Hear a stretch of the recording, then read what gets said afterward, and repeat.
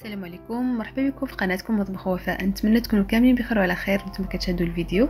الوصفه ديال اليوم عباره عن بيتزا بواحد الطريقه مغايره سهله، ما تحتاجي لا تدلكي ولا تعجني.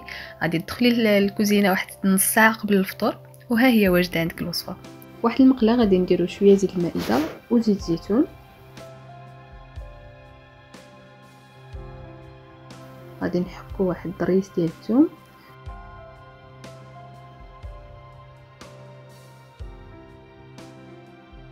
ونضيفوا واحد جوج بصلات متوسطين اولا بصله كبيره مشلضه، شويه ملح وبزار،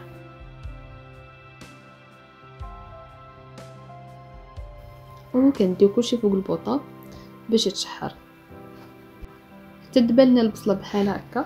عاد كنضيفوا لي الشامبينيون من الاحسن يكونوا طريين، الا ما كانوش متوفرين ممكن تستعملوا المعلب. وصافي كنبقاو نحركوا مزيان حتى داك لي شامبينيون بان لنا الدبال، حتى هو راه ما كيديش الوقت بزاف، فيسا كيوجد. بالنسبه لباقي المقادير غادي نحتاجوا خبز الطوست، داك الخليط ديال البصله والشامبينيون اللي شحرنا،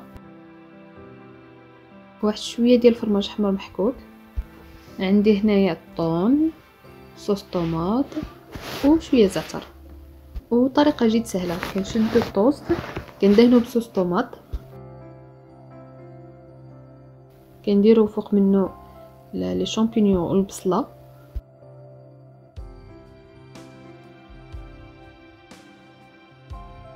كنضيفو واحد شويه ديال الطون،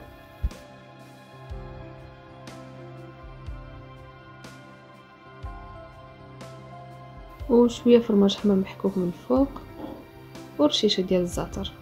صدقوني هاد الوصفه كتجي اكثر من رائعه، ما تشبعوش منها، تبقاو ديما غير تحيروا شنو توجدوا للفطور، ندخلوا الكوزينه في الساعه توجدوها وتحطوها في الطبله.